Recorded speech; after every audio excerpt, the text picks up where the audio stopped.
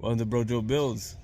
We went to the track, but as you can see, the Powerglide is behind me. So, what does that mean? Find out. So we went to the track, and as that little intro vid, as you've seen, car did nice smoky burnouts at least, but it wasn't really the best day at the track for me.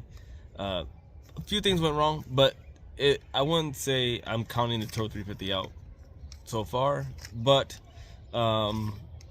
everything did not go to plan. That's for sure. It basically, the transmission didn't shift like it should have. There might be something wrong there. There might be a bad gasket, or the valve body might not be sitting flush with the case. Something's not acting right, because it's sporadic. It shifts sometimes it doesn't, and it was kind of frustrating to say the least. So unfortunately, I only have 2 of the passes filmed, so that's all you're gonna be seeing in this one. But I'm gonna be able to share at least the time slips. So the first pass, if I can explain what happened, I want to post the time slip right now.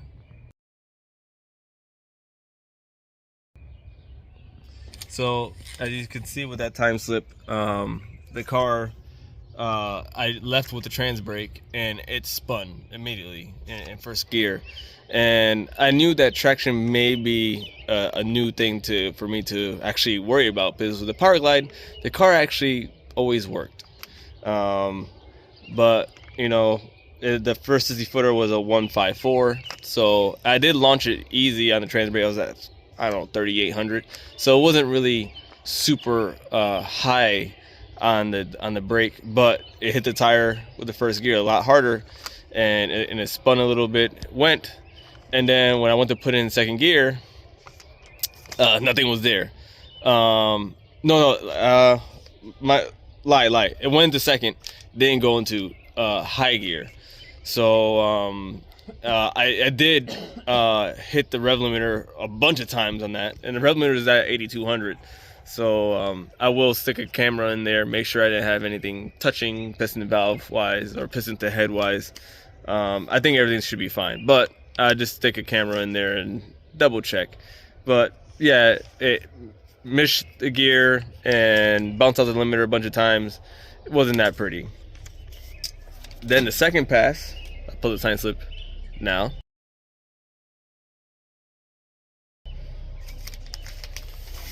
As you can see on the second time shot, I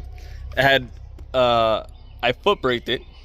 You know, I abandoned the idea of launching on the brake, and honestly, it didn't really 60 foot any better.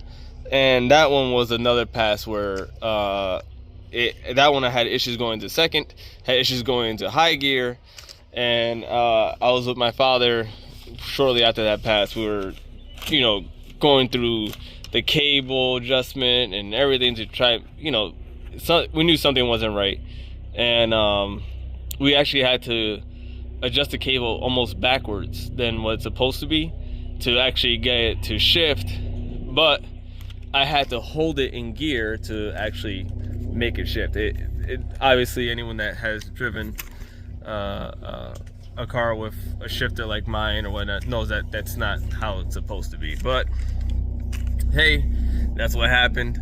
It kind of sucked, but then we're gonna move on to the next 2 passes, and the next 2 passes I actually have film of. And the next pass, I posted slip now, and we'll cut to that video.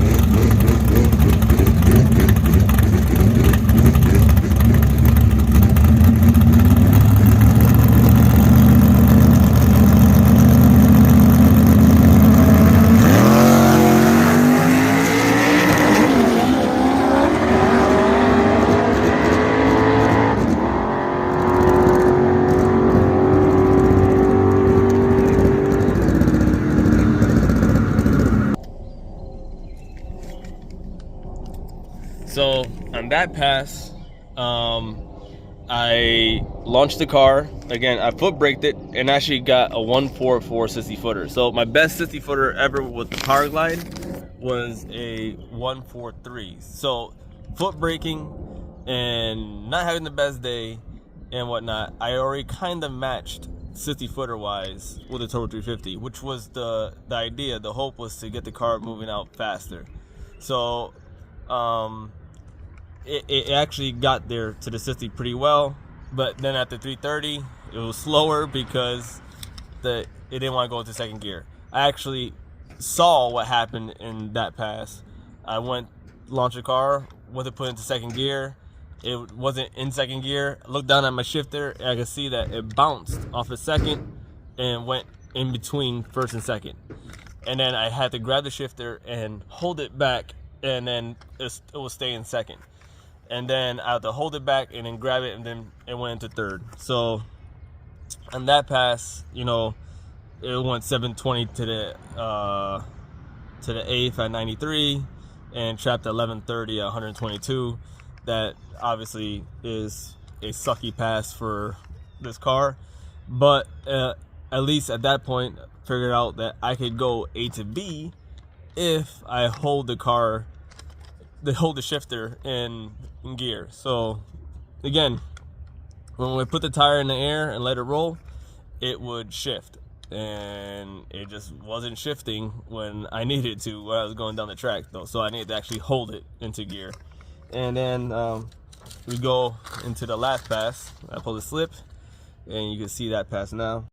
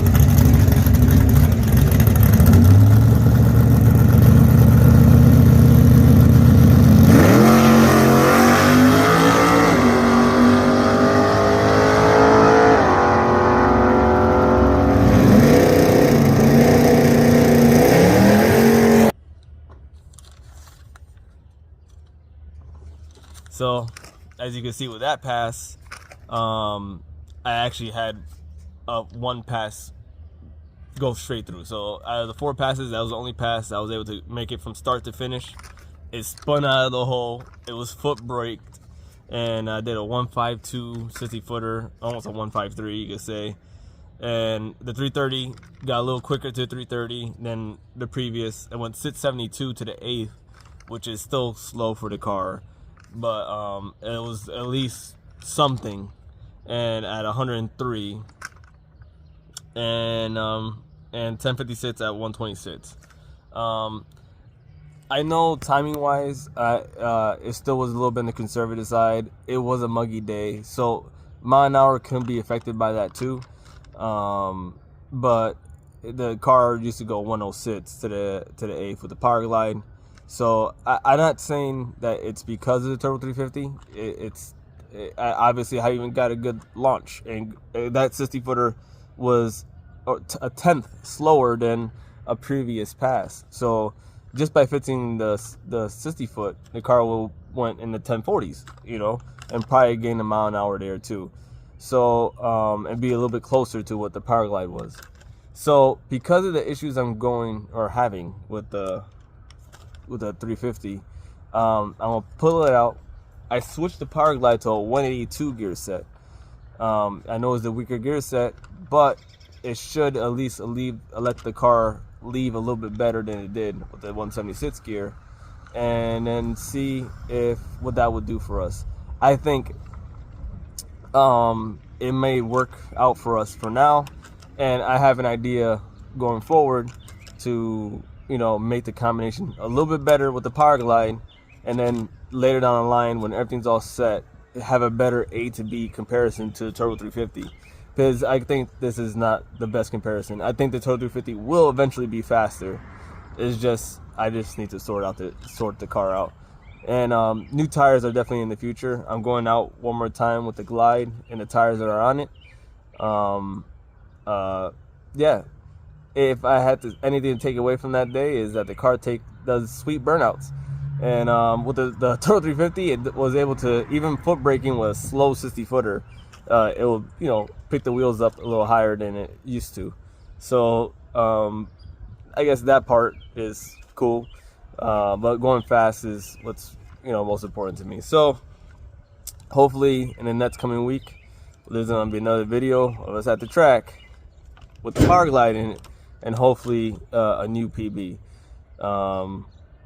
That's just, we'll wait and see what happens. So with that, Rojo Bills, like, share, and subscribe, ring the bell, and see you on the next one.